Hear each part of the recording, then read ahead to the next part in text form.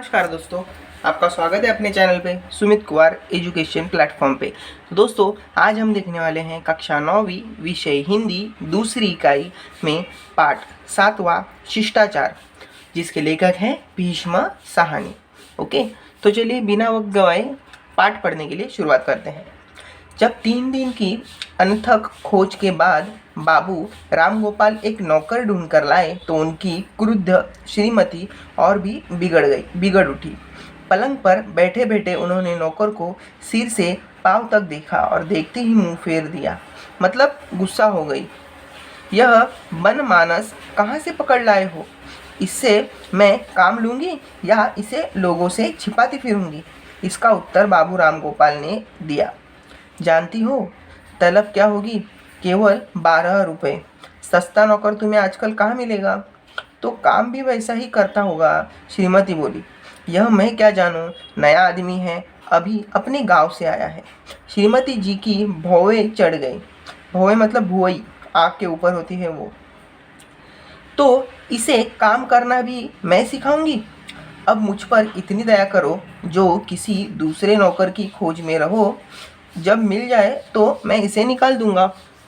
बाबू रामगोपाल तो यह सुनकर अपने कमरे में चले गए और श्रीमती दहलीज पर खड़े नौकर का कुशल क्षेम पूछने लगी, मतलब उसके बारे में पूछने लगी।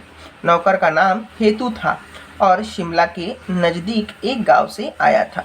चपटी नाक, छोटा माथा, बेतरह से दांत, मोटे हाथ और छोटा सा कद। श्रीमती ने गलत नहीं कहा था।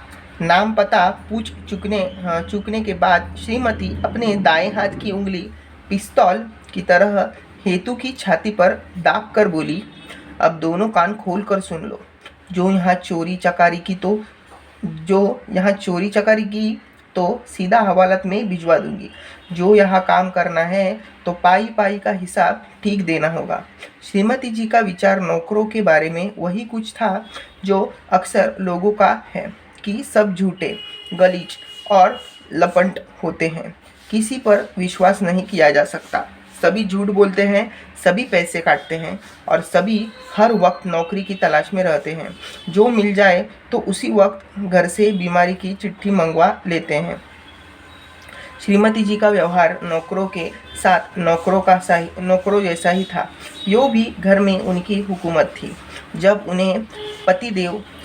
उन्हें पतिदेव पर गुस्सा आता तो अंग्रेजी में बात कर दी और जब नौकर पर गुस्सा आता तो गालियों में बात कर दी। दोनों की लगाम खींच कर रखती। उनकी तेज नज़र पलंग पर बैठे बैठे भी नौकर के हर काम की जानकारी रखती कि नौकर ने कितना घी इस्तेमाल किया, कितनी रोटियां निगल गया है, अपनी चाय में कितनी चम्मच चीनी उड़ेल दी है। जासूसी नॉवेलों की शिक्षा के फलस्वरूप उन्हें नौकरों की हर क्रिया में षड्यंत्र नजर आता था। मतलब नौकर जो भी काम करते थे उन पर वो शक करती थी। ओके, काम चलने लगा। हेतु अरूप तो था ही। उस पर उजड़ और गवार भी निकला। उसके मोटे मोटे स्थूल हाथों से कांच के गिलास टूटने लगे, पर्दों पर धब्बे पड़ने लगे और घर का काम अस्त व्यस्त रहने लगा। श्रीमती दिन में 10-10 बार उसे नौकरी से बर्खास्त करती, पर तब भी हेतु की पीठ मजबूत थी। दिन कटने लगे और बाबू रामगोपाल की खोज दूसरे नौकर के लिए शिथिल पड़ने लगी। मतलब उन्होंने दूसरा नौकर ढूंढना अभी बंद ही कर दिया था। नौकर उजड़ और अरूप था, पर दिन में केवल 2 बार खाता था। उस पर वेतन केवल 12 रुपये। जो किसी चीज़ का नुकसान करता तो उसकी तनख्वाह कटती थी। दिन बीतने लगे। हेतु के कपड़े मैले होकर जगह जगह से फटने लगे। मुंह का रंग और गहरा होने लगा और गांव का भोला धीरे धीरे एक शहरी नौकर में तब्दील हो गया। इसी तरह 3 महीने बीत गए। यहाँ पहुंचकर श्रीमती एक भूल कर गई। श्रीमान और श्रीमती जी का एक छोटा सा बालक था जो अब 4-8 बरस का हो चला था और प्रथानुसार उसके मुंडन संस्कार के दिन नज़दीक आ रहे थे। पूरे घर में बड़े उत्साह और प्यार से मुंडन की तैयारियां होने लगी। बेटे के वात्सल्य ने श्रीमती जी को आंखें, आटे, दाल और घी से हटाकर रंग बिरंगे खिलौनों और कपड़ों की ओर फेर दिया। मतलब अभी उनका ध्यान जो दाल, आटे या घर के सामान पे होता था, अभी उनका ध्यान बच्चों के खिलौने ओके और कपड़ों में हो गया है। शामियाने और बाजे का प्रबंध होने लगा। मित्रों संबंधियों को निमंत्रण पत्र लिखे जाने लगे और धीरे धीरे चाबियों का गुच्छा श्रीमती जी के दुपट्टे के छोर से निकलकर नौकर के हाथों में रहने लगा। आखिर वह शुभ दिन आ पहुंचा। श्रीमान और श्रीमती जी के घर के सामने बाजे बजने लगे। मित्र संबंधी मोटरों व तागों पर बच्चे के लिए उपहार लेकर आने लगे। फूलों, फानुसों और मित्र मंडली के हास्य विनोद से घर का सारा वातावरण जैसे खिल उठा था। श्रीमान और श्रीमती काम में इतने व्यस्त थे कि उन्हें पसीना पोंछने की भी फुर्सत नहीं थी। ऐन उसी वक्त हेतु कहीं बाहर से लौटा और सीधा श्रीमान के सामने आ खड़ा हुआ। हुजूर, मुझे छुट्टी चाहिए, मुझे घर जाना है। श्रीमान उसी वक्त दरवाजे पर खड़े अतिथियों का स्वागत कर रहे थे। हेतु के इस अनोखे वाक्य पर हैरान हो गए। क्या बात है? हुजूर, मुझे घर बुलाया है, मुझे आप छुट्टी दे दे। छुट्टी दे दे? आज के दिन तुम्हें छुट्टी दे दूं? श्रीमान जी क्रोध से बोले, उबलने लगा। जाओ अपना काम देखो, छुट्टी वुट्टी नहीं मिल सकती। मेहमान खाना खाने वाले हैं और इसे घर जाना है। हेतु फिर भी खड़ा रहा, अपनी जगह से नहीं हिला। श्रीमान झुंझला उठे, जाते हो क्या नहीं? छुट्टी नहीं मिलेगी।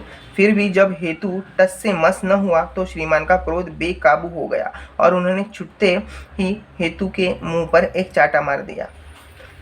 उल्लू के पट्टे, यह वक्त तूने छुट्टी मांगने का निकाला है? चाटे की आवाज़ दूर तक गई। बहुत से मित्र संबंधियों ने भी सुनी और आंखें उठाकर भी देखा, मगर यह देखकर कि केवल नौकर को चाटा पड़ा है, आंखें फेर ली। श्रीमती जी को जब इसकी सूचना मिली तो वह जैसे तंद्रा से जागी।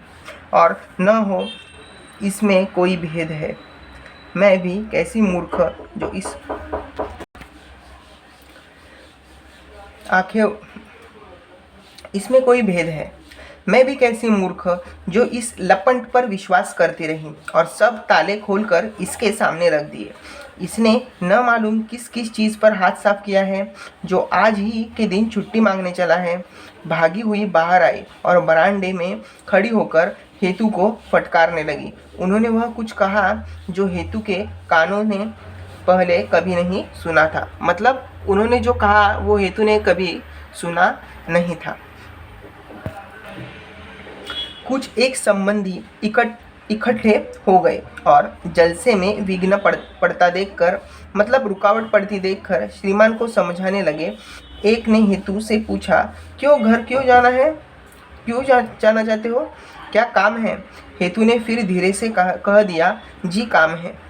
इस पर श्रीमती का गुस्सा और भड़क उठा, मगर बाकी लोग तो बात को निपटाना चाहते थे। हेतु को चुपचाप धकेलकर परे हटा दिया। फिर पति पत्नी में परामर्श हुआ।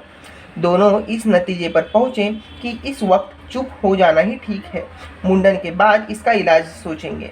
हेतु बजाय इसके कि फिर काम में जुट जाता, बरामदे के एक कोने में जाकर बैठ गया और न हूं न हाँ चुपचाप इधर उधर ताकने लगा। इस पर श्रीमान आपे से बाहर होने लगे।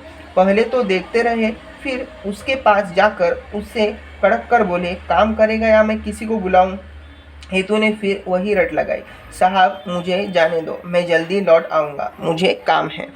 आखिर जब जलसे में बहुत से लोगों का ध्यान उसी तरफ जाने लगा तो दो एक मित्रों ने सलाह दी कि उसका नाम पता लिख लिया जाए, उसकी तनख्वाह रोक ली जाए और उसे जाने दिया जाए। श्रीमान ने अपनी डायरी खोली, उस पर हेतु का पूरा पता लिख लिया, नीचे अंगूठा लगवाया और धक्के मारकर बाहर निकाल दिया। दूसरे दिन श्रीमती ने अपना ट्रंक खोलकर अपनी चीज़ों की पड़ताली शुरू की। अपने जेवर, सिल्क के जड़ाऊ सूट, चांदी की बटन, एक एक करके जो याद आया गिन डाला। मगर बड़े घरों में चीज़ों की सूची कहाँ होती है और एक एक चीज़ किसे याद रख सकती है। श्रीमती जल्दी ही थक कर बैठ गई। तुमने उसे जाने क्यों दिया? कभी कोई नौकरों को यो भी जाने देता है? अब मैं क्या जानूं क्या क्या उठा कर ले गया है? जाएगा कहाँ? उसकी 3 महीने की तनख्वाह मेरे पास है। वाह जी 150 की चीज़ ले गया तो 20 रुपये तनख्वाह की वह चिंता करेगा? तुम अपनी चीज़ों को अच्छी तरह से देख लो। अगर कोई चीज़ भी गायब हुई है तो मैं पुलिस में इत्तला कर दूंगा, मतलब पुलिस में तकरार कर दूंगा। मैंने उसका पता वता सब लिख लिया है। तुम समझ बैठे हो कि उसने तुम्हें पता ठीक लिखवाया होगा।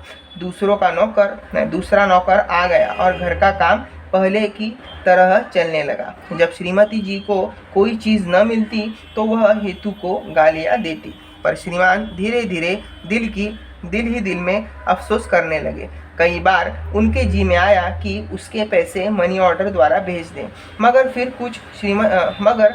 कुछ श्रीमती के डर से, कुछ अपने संदेह के कारण रुक जाते थे। एक दिन शाम का वक्त था। थके हुए श्रीमान दफ्तर से घर लौट रहे थे जब उनकी नज़र सड़क के पार एक धर्मशाला के सामने खड़े हुए हेतु पर पड़ गई। वही फटे हुए कपड़े, वही शिथिल अरूप चेहरा। उन्हें पहचानने में देर नहीं लगी। झट से सड़क पार करके हेतु के सामने जा खड़े हुए और उसे कलाई से पकड़ लिया। अरे तू कहाँ था इतने दिन? गांव से कब लौटा? अभी लौटा हूँ साहब, हेतु ने जवाब दिया। काम कर आया है अपना? हेतु ने धीरे से कहा। जी। कौन सा ऐसा ज़रूरी काम था जो जलसे वाले दिन ही भाग गया तू? हेतु चुप रहा। बोलते क्यों नहीं? क्या काम था? मैं कुछ नहीं कहूँगा, सच सच बता दो। सहसा हेतु की आंखों में आंसू आ गए। होठ बात करने के लिए खुलते मगर फिर बंद हो जाते। बार बार आंसू छिपाने का प्रयत्न करता, मगर आंखें ऐसी झलक आई थी कि आंसुओं को रोकना असंभव हो गया। बाबू राम गोपाल पसीज उठे। अच्छा क्या बात है? उसका कंधा सलाते हुए बोले।